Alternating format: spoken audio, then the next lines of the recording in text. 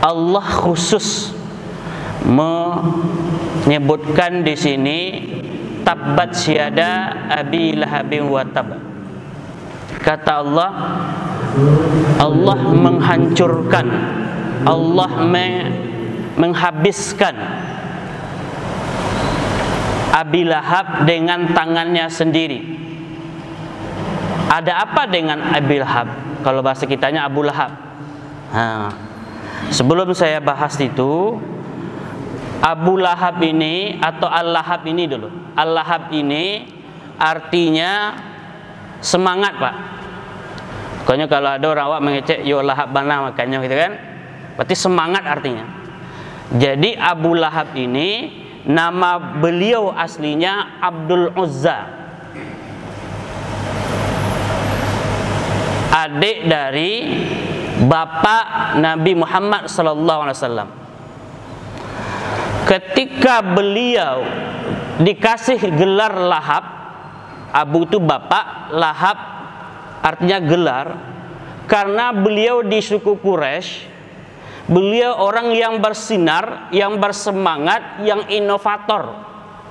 Bahkan ketika Rasulullah SAW lahir Nabi Muhammad, itu beliau yang pertama kampanye.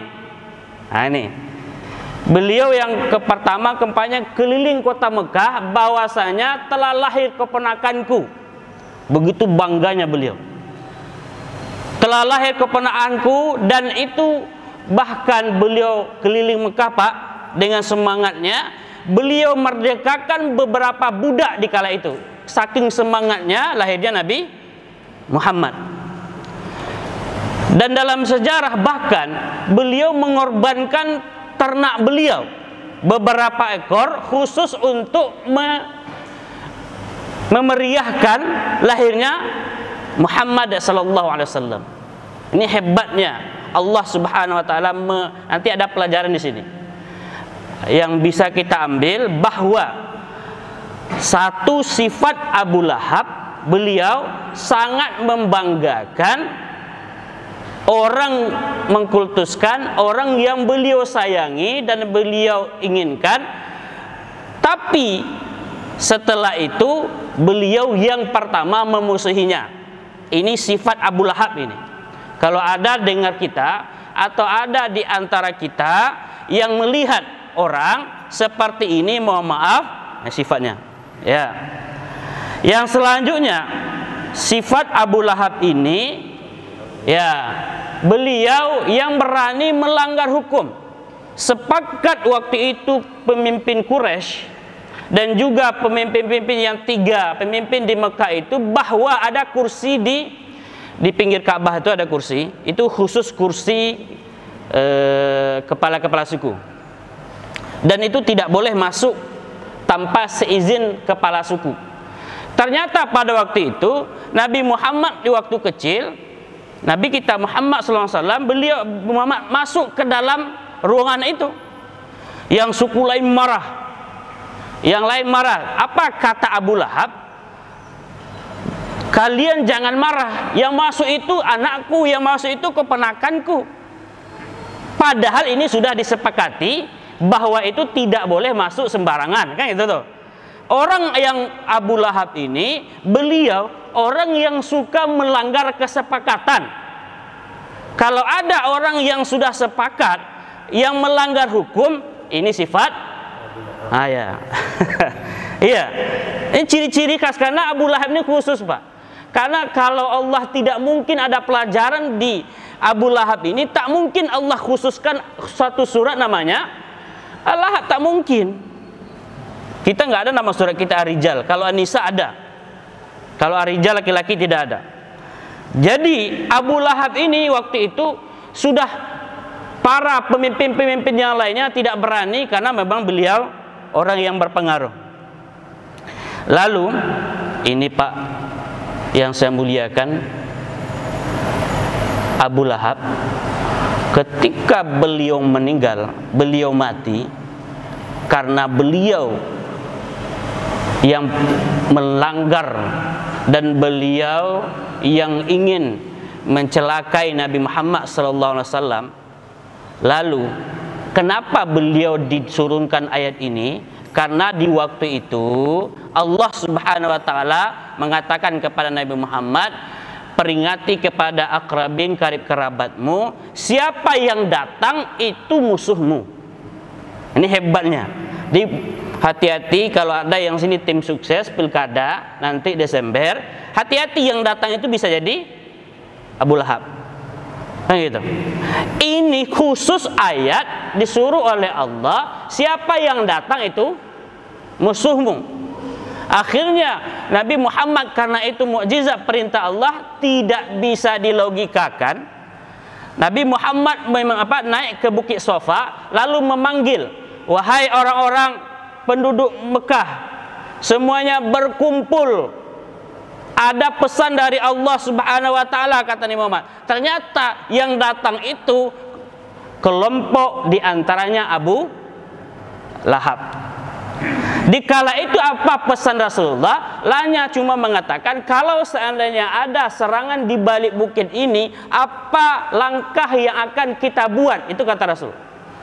Lalu Abu Lahab dengan secara, karena dia sudah tidak lagi menerima syariat, karena orang-orang yang alergi dengan syariat Islam, alergi dengan aturan, ini ciri khas Abu Lahab. Ketika itu langsung mengatakan wailak atau tabbat siad, kalau seandainya bahasa kitanya, celakalah engkau Muhammad, karena ini saja engkau kumpulkan kami. Nah ini turunlah ayat ini, tabbat syada Abi Lahabin wa tab. Yang celaka bukan Nabi Muhammad tetapi Abu Lahab. Ketika Abu Lahab ini mati, beliau mendapat penyakit namanya penyakit taun. Sampai Abu Lahab beliau mati, saking banyak pengikut beliau tuh waktu itu tidak mau mendekati Abu Lahab. Sudah mati Abu Lahab, habis itu selama 3 hari Bapak Ibu yang saya muliakan, tidak ada yang berani mendekati jasad, jenazah dari Abu Lahab. Tak berani. Nah, jadi apa yang diambil oleh tindakan di waktu itu, mohon maaf kalau mati karena virus, bukan Abu Lahab ya. Ini maksud saya itu, cerita ini, kisah ini saya sampaikan karena Allah Subhanahu wa taala menyebutkan satu surat. Ya, mohon maaf. Jadi ketika itu 3 hari lamanya jasadnya ternyata membusuk jasad Abu Lahab. Akhirnya apa yang diambil oleh penduduk Mekah waktu itu, dibuat lubang, akhirnya didorong bukan disentuh. Jadi kalau orang yang taun ini, wabah ini memang tak boleh disentuh kayaknya. Sudah ada dulu di zaman Abu Lahab. Kan gitu. Akhirnya didorong ke dalam lubang itu dan dilempar dengan batu untuk menimbunnya. Nah, ini hebatnya. Jadi kalau seandainya dapat penyakit taun, artinya penyakit wabah, itu dilempar dengan batu untuk menunya. Abu Lahab pertama mungkin dapat di zaman Rasulullah. Jadi jemaah yang saya muliakan, hati-hati kalau seandainya kita melihat ayat Allah, kata Allah, setelah itu Allah datangkan celaka. Ini hebatnya dan sesuai pada saat sekarang ini. Kata Allah ayat yang kedua, nah ini, mohon maaf kalau ada di antara kita, saya hanya menyampaikan, sama-sama kita renungkan. Ya, setelah ayat itu apa? Ma aghna anhu maluhu wa ma kasab. Luar biasa ayat ini. Kata Allah, pada saat itu orang-orang tidak aghna, tidak akan merasa cukup, tidak akan bisa menggunakan anhu maluhu, dari hartanya. Harta yang kita punyai, harta yang dipunyai pada waktu itu tidak bisa digunakan. Mobil kamu banyak, silahkan, nggak boleh jalan, ya kan? Toko kamu banyak, silahkan ditutup. Ini ternyata hari ini, zaman ini, mudah-mudahan tidak terjadi di kita, Pak. Karena memang ayat ini mengatakan ketika sudah celaka penduduk Abu Lahab, Allah akan cabut harta mereka itu tidak berfungsi. Ma aghna anhu maluhu, tidak berfungsi harta mereka. Bukan hanya sampai di situ ayat itu, harta sudah Allah cabut. Orang kaya tidak bisa berbuat apa-apa, hanya di rumah saja, ya kan? Termasuk kita, hanya sholat di masjid. Habis itu, wa ma kasab, luar biasa ayat ini. Hartanya yang dia kumpulkan tidak berfungsi, lalu semua usahanya yang dia ambil, jabatannya yang dia usahakan, apapun yang dia usahakan, tidak lagi berfungsi dikala Allah sudah menjadikan penduduk Abu Lahab. Luar biasa. Ini ayat, bukan kata saya, Al-Quran. Penduduk semuanya yang menonton sampai video ini, Al-Mukhlisun ini, dimanapun berada, ini ayat, lihat, baca nanti surat Al-Lahab, surat 111. Mudah-mudahan kita nggak masuk, berdoa kita, amin ya rabbal alamin. Karena Allah mengatakan kepada Abu Lahab 3 tadi tanda-tanda ciri-ciri Abu Lahab. Yang pertama, Abu Lahab itu suka membanggakan keluarganya, anak dan keponakannya. Yang kedua, Abu Lahab itu dia suka melanggar hukum. Dan yang ketiga, ciri-ciri Abu Lahab itu apa tadi? Lupa boy. Ya. Dia yang ketiga, Abu Lahab itu mati dalam keadaan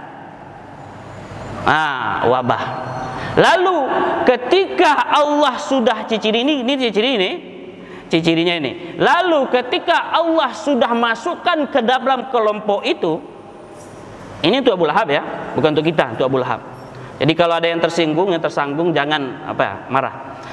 Kalau seandainya sudah ada dalam kelompok itu, 2 yang tidak berfungsi Allah cabut. Yang pertama harta, yang kedua semua usaha. Mudah-mudahan jemaah Al-Mukhlisun ini, Bapak Ibu dan juga termasuk saya, kita berlindung kepada Allah jangan termasuk ayat ini. Dan insya Allah selanjutnya kita bahas ayat bagaimana istri Abu Lahab. Mudah-mudahan ada manfaatnya. Assalamualaikum warahmatullahi wabarakatuh.